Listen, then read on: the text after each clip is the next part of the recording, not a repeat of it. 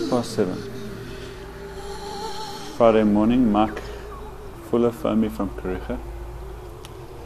A year ago I had a call from Mike Fuller telling me that his rhino had been poached.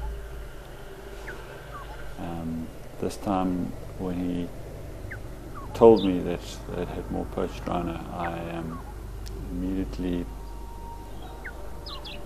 for 2 or 3 seconds, I didn't think it was actually real.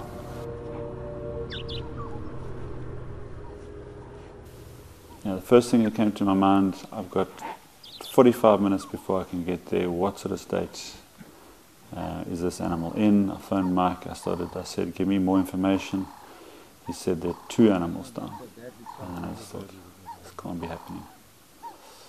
I had never heard of 3 animals being poached and 2 surviving the initial phase anyway. And when I saw him, I just thought, wow, he must be in such agony. How is he going to respond to me?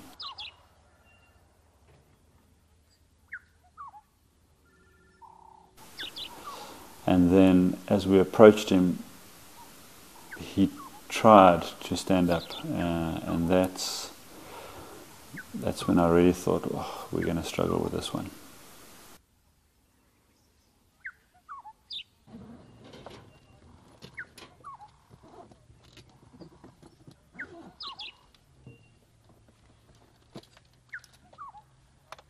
To take off the horn. And he could only muster 5 or 10 paces before he had to lie down again. And that's the state we left him in. Obviously, there were 2 animals to think about, so we needed to work as quickly as we could with the first and then move away to the second. And then there was a brief period of 5 minutes as we moved across to the second animal. And I remember thinking to myself, well, the second one can't be as bad as this one. And then what can you prepare you for the second one? There the female was lying, and my very first impression was, this animal has got no chance. She was blowing blood-tainted froth out of her nostrils.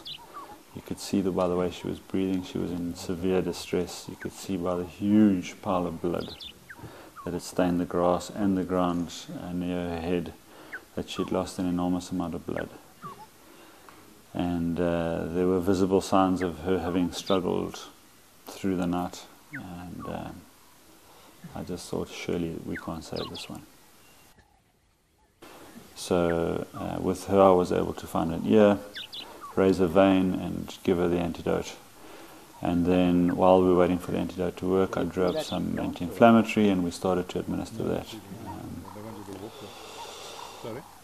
And yeah, to my absolute amazement, and it's still just, it's like a miracle that she moved, and you could see her ears started to flick and her tail came up, and her breathing got deeper.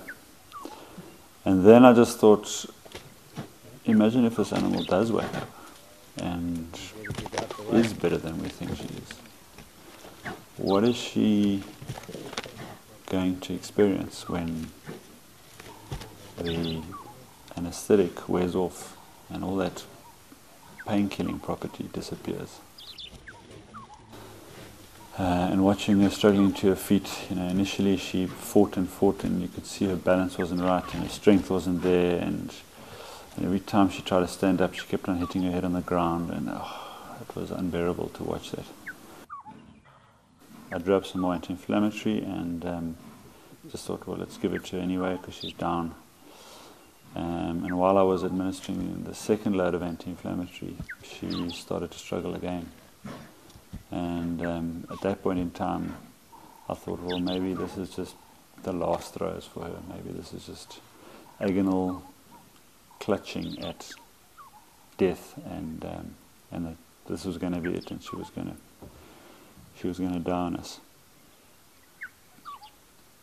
But once again, to my utter amazement, she stumbled to her feet. This time she actually managed to get up, and she stumbled away down the hill and she started to turn, and as she came back into our vision again, we could see the full extent of her injuries from the front.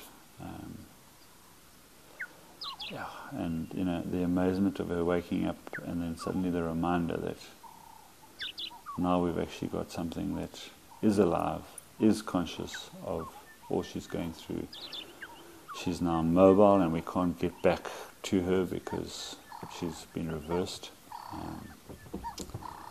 And looking at pieces of flesh hanging from her face and blood running, I just thought, oh man, have we really even done the right thing here by waking her up and putting her through the sort of hope of survival, and yet there's just such a long way to go. I think we just need to put a ranger on this guy if you don't mind, to watch him. And we watched her for a few minutes, and yet again she just seemed to gain in strength, and initially she was very wobbly on her feet and stumbling. She started walking with a bit more surety, and she walked a little while, and then she landed the tree. That's where we left her.